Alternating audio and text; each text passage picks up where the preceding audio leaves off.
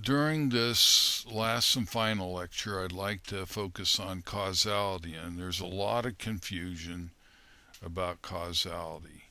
And we're attempting to identify determinants and causal links to prevent and control morbidity, mortality, unintentional injuries, and disabilities. And what we're really trying to say is that A causes B. Because if we know what causes a particular um, disease or death or whatnot, we have the ability to prevent, protect, and control. So, but causality is its primary focus, as I mentioned, is right here. If A causes B, or that's what we hope, and we always hope it's simple, but it never quite as simple as uh, what we think it is. Now, there's two types of causal judgment: overall for an area. Okay, um, we might take breast cancer, and we might have a determinant that causes breast cancer, and one study at a time. So I want to show you the one study at a time method, because we're going to come up with studies that support a hypothesis, studies that do not support a hypothesis, and studies which are ambiguous and we don't know whether they support a hypothesis or not. So we're going to come up with three stacks of studies. Okay? Um, Now, it's very important, and a lot of people this is where the confusion starts. Statistical significance from one study alone does not prove or disprove a relationship, even if a particular event is 99% probable.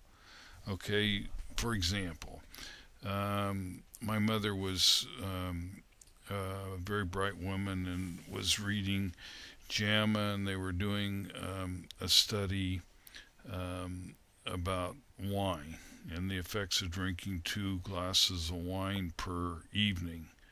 It had a beneficial effect, and it was statistically significant between the two groups in terms of, I think it had to do with coronary heart disease, and it reduced the risk. And I think it was a positive factor. It was below 1, so it was 0.78 or something of that nature.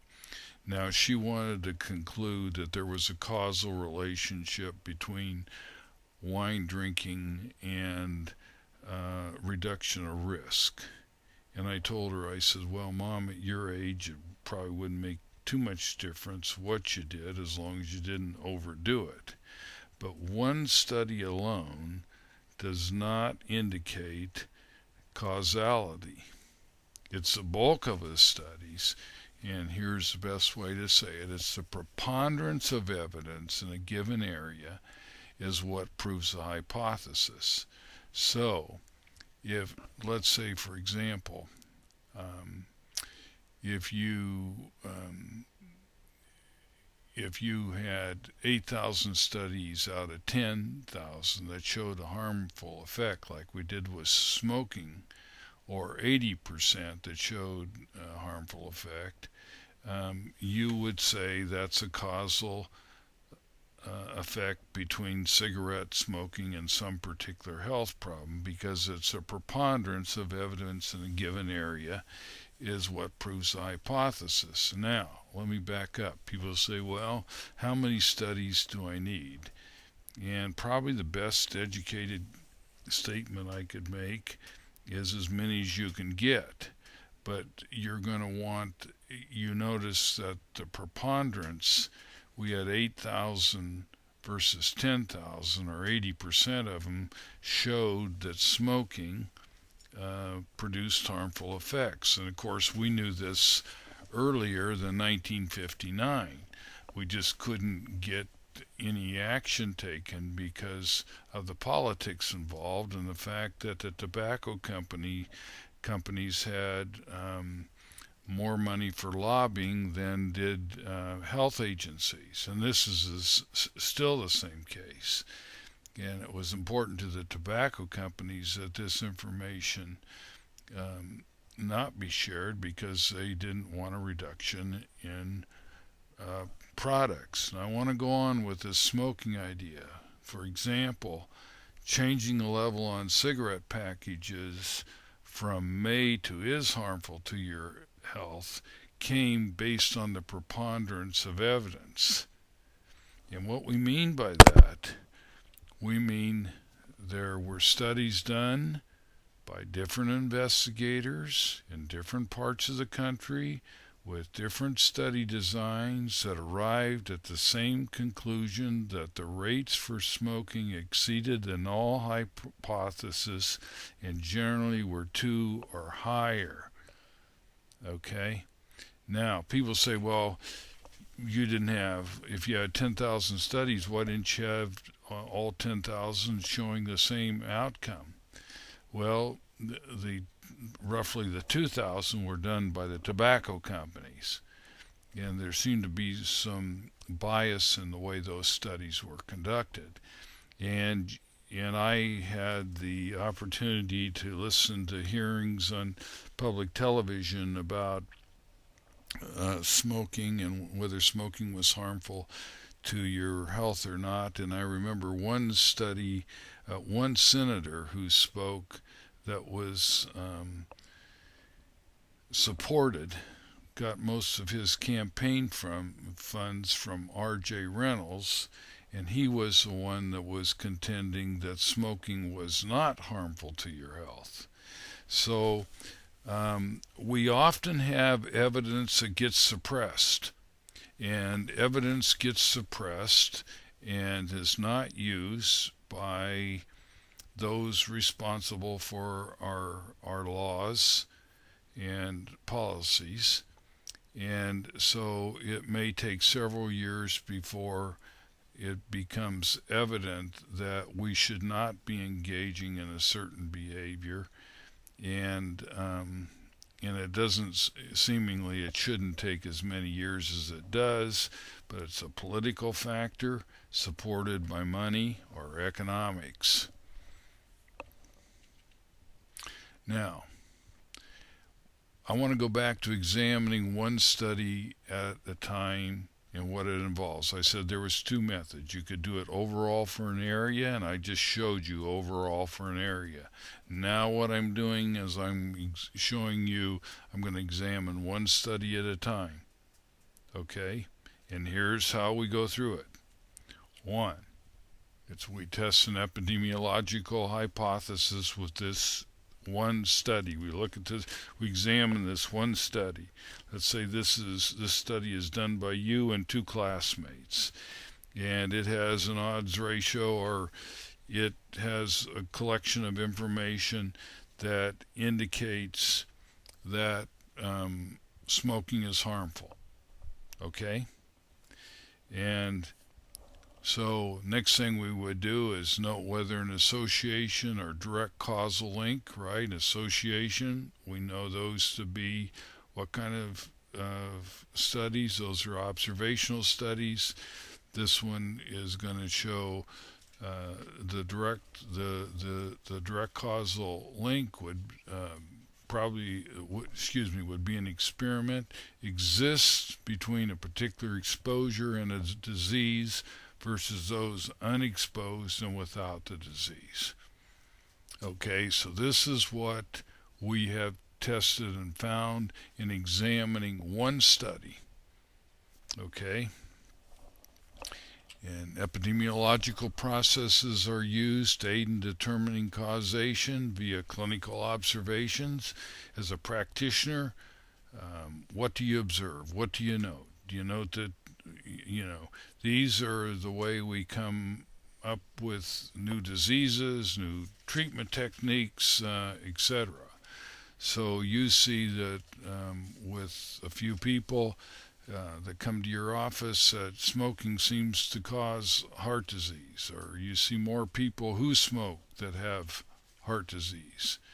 And then we look at data analysis of experiments and observational studies. But we're just looking at this one study now, and it could be either an experiment or an observational study, and it seems to support this statement here under um, under that's labeled number 2.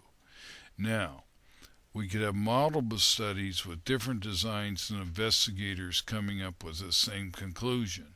Okay, but we're still got to examine one study at a time, and if we did have another study, we wouldn't have to have the same study design. It wouldn't have to be a case control study. It wouldn't have to be an experiment. We would have different study designs and different investigators in different parts of the country coming up with the same conclusions. So let me go back. I'm gonna take this one study that you and your classmate have done. Then in the process, I'm going to examine that study and come up with it, whether it supports the hypothesis that we have here. And if it does, it's detrimental to your health. If it's got a positive factor under 1, then it's in a pile different than those that are detrimental. And then we have a pile where we can't tell what's gone on, whether we have a 1 or null hypothesis that's being supported. Okay, next, what we're going to do is we're going to look at bias. We're going to examine the quality of the data and the validity of studies, examining to see if bias accounts for the results or skews them. So if I'm still looking at this one study, and I'm looking for all of these different types of bias. In fact, when I review an article for a journal or a grant or whatnot, I look to see whether these types of bias are operating. If these types of biases are operating, it means that the study is problematic and probably the results are invalid. And so I would put that in that middle category because it's no good, or excuse me, I'd put it in the third one. My apologies. I'd put it in the middle one because it's not protective. It's just we can't tell what to make of it. Now, I'm not going to go through these, and these are all in Porta, the epidemiological dictionary. He defines every one of them, and you can go through and look at them yourself. But ascertainment bias means that it's a systematic failure to represent equally all classes of cases or persons supposed to be representative of the sample. So one example is patients coming from a specialized clinic. Well, that's not a representative sample. Or including all females and not males. That's not representative either. Now, white hat bias, and I think we run into this too often, this is when we attempt to find or report what society wants to hear. And in the social science, we call that response bias. And if you want to look at another one, recall bias is that you're going to recall something in a biased fashion that fits your values or some norm that is operating. Okay, so you can go through and learn more about these types of bias. I'm still examining one study at a time, so this one now is in the middle category because it's got one or more types of bias. Okay? Next, I want to talk to you about a confounding variable. Most people don't understand them. And I want to show you a picture of it because it'll be easier to understand when I do that. And all confounding means is two variables mixed together, or two ingredients mixed together. So you don't know what's responsible for the effect, okay, or the outcome. Um, Confounding might also indicate a mediating or a moderating variable, and I'll talk to you about that in just a minute. I'll show it to you. A mediating variable is statistically associated with the independent and the dependent variables. A moderation variable is a third variable exhibiting statistical interaction by virtue of its being an antecedent or an intermediate in the causal process. I know you don't understand this. Don't worry about it. I'll clear it up in here in a second. Unless it's possible to adjust for confounding variables, usually done or confirmed statistically, their effect cannot be distinguished from the factors being studied that are really in the causal link or in the causal process. Bias can occur when adjustment is made for any factor that is caused in part by the exposure and is also correlated with the outcome. Okay, so we're going to talk about, the most important term I want you to get out of all this is confounding.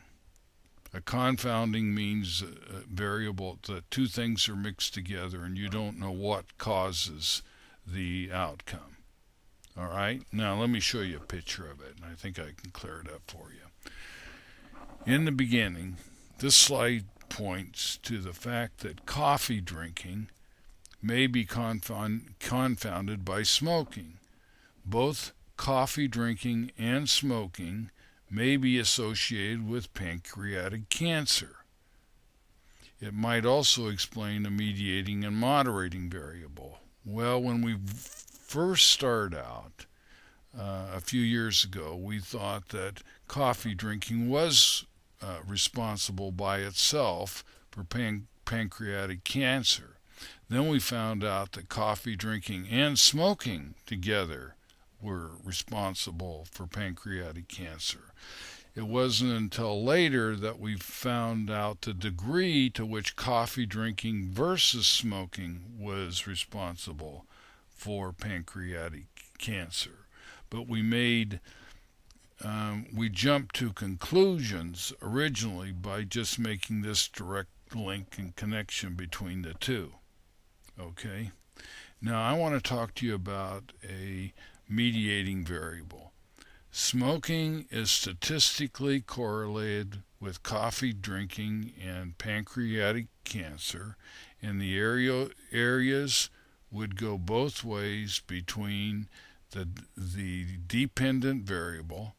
This is a dependent variable. This is the outcome of interest, pancreatic cancer, and the independent variable, coffee drinking. Okay? So in this case, they would go both ways. Okay? The moderating variable. Smoking is statistically associated with coffee drinking, and the two in concert influence pancreatic cancer. So smoking is connected to coffee drinking, and the two have an impact on pancreatic cancer. That's a moderating variable. Okay, so hopefully if you want to play that back, you can get it, and it should be clear to you what the difference is between a mediating and moderating variable. But the most important thing is I'm trying to point out is confounding and under-confounding is the type of confounding which is mediating or moderating variables. Okay. Error. Two main types of error, and I think you'll find these interesting. They're random error and systematic error. Okay, random error. It's an error due to chance. There's no association with any other known variables. For example, a random error is illness affecting your GRE score. Okay, and we found out that, for example, I gave you an illness could be influenza. You don't have influenza every time you take a GRE score, or you don't have a migraine headache every time you take a GRE score. So those illnesses are random errors. They don't occur repeatedly. Now let me talk about a systematic error. And it says the portion of variation in a measurement that originates from a recognizable source. And these are all the types of bias shown previously, such as white hat bias, finding what the population wants to hear, or a poor exam question. These are going to be systematic. They're going to happen every time. A poor exam question is generally going to produce a poor result. And a white hat bias is a conclusion drawn that's not based on fact. It's based on something other than fact. It's based on what somebody wants to hear. Those are systematic errors. There's nothing random about that. You getting sick is a random factor. Now, there's another type of error that has to do with a type 3 error. And a type 3 error is developing and implementing a poor quality intervention that is irrelevant or simply has no chance of producing an effect. And we think about, I mentioned type 1 errors, I mentioned type 2 errors, and I've also mentioned a type 3 error before. So this is a systematic error.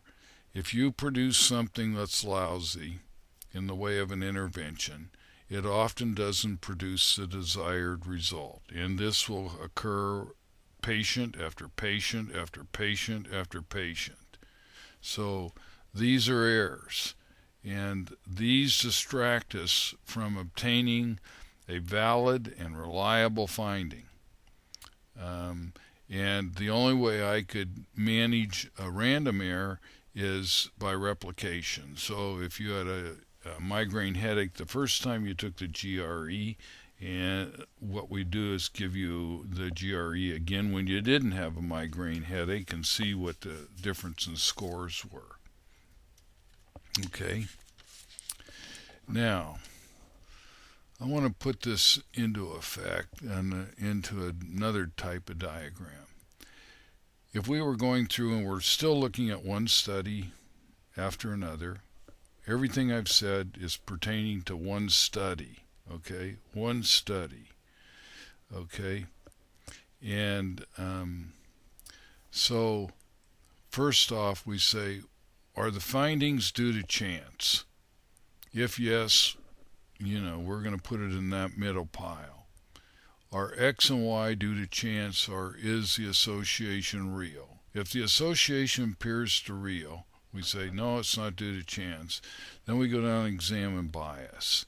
If it's due to bias, then we're going to toss that study out. Deviation of results from the truth as a result of flaws in the study design, data collection, analyses, or interpretation of results.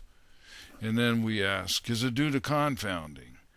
If it's due to confounding a variable that can cause or prevent the outcome of interest, the variable is associated with a factor under investigation but must be controlled. Okay, and we talked about age, sex, race, smoking status, body mass index, and healthcare expenditures. So if any of these operate, this study is not in support of the hypothesis that the independent and dependent variable are associated or A causes B. Okay, so it's not, we can't have confidence in this one study supporting that A causes B. All right?